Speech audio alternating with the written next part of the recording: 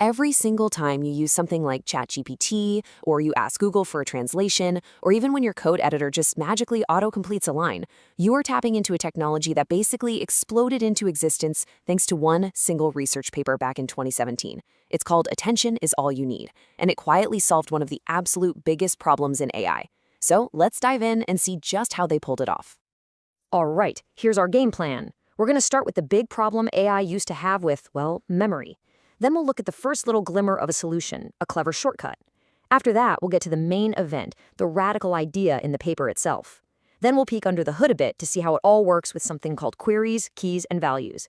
And finally, we'll zoom out and look at the legacy this thing left behind, which, spoiler alert, is pretty much all of modern AI. So our story really kicks off with this fundamental challenge for AI, which was just understanding long sentences.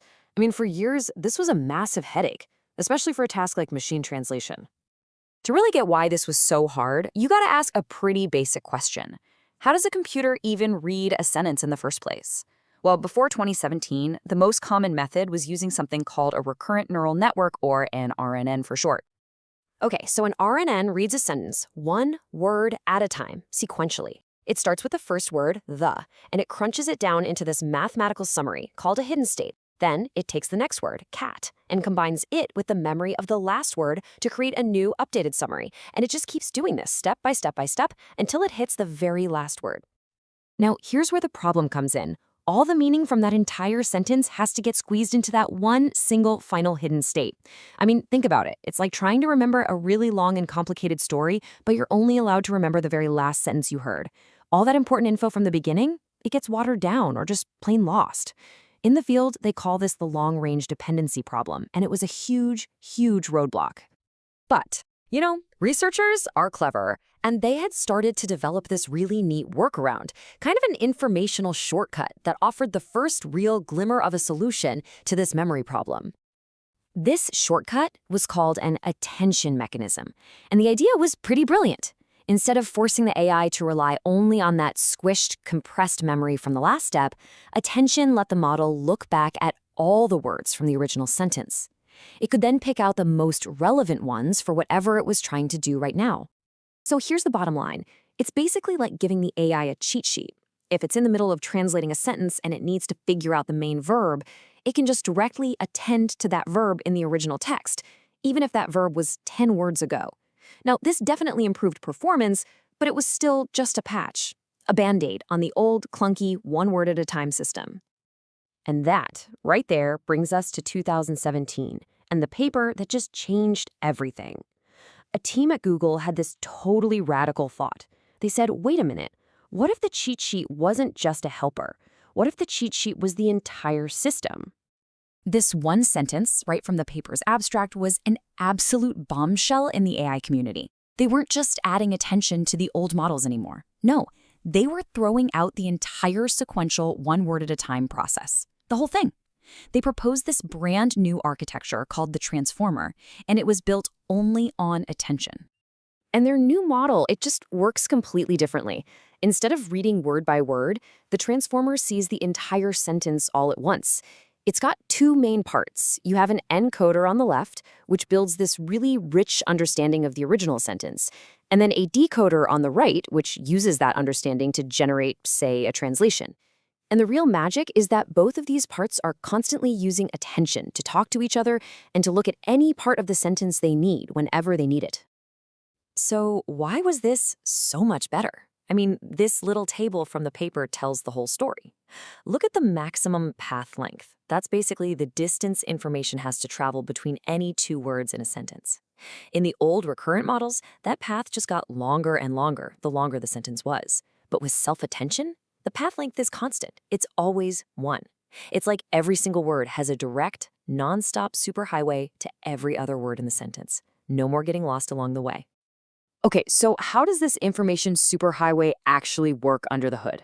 Well, it all comes down to three core concepts: queries, keys, and values. Now, that might sound super technical, but trust me, the idea is actually really intuitive. Probably the best way to wrap your head around it is to just picture a really smart digital file cabinet. The AI uses the system to pull out exactly the piece of information it needs from the sentence at any given moment. So first up, you have a query. This is basically the question the AI is asking itself. For example, it might be thinking, okay, right now I really need to find the main action word in this sentence. Next, every single word in the sentence generates a key. And you can think of these keys like the labels on each of the file drawers. This drawer is labeled verb, this one's labeled noun, that one over there is adjective, and so on. And finally, each key is paired with a value. The value is the actual stuff inside the drawer. So the drawer labeled verb contains the word eats. So the model takes its query, its question, and it matches it with the most relevant key to pull out the right value. Simple as that. But here's where it gets really, really cool. The diagram on the left shows that basic query key value lookup we just talked about. But what the transformer actually uses is something called multi-head attention, which you can see on the right. And what this means is that it's not just asking one question at a time. It's running multiple of these attention lookups all in parallel.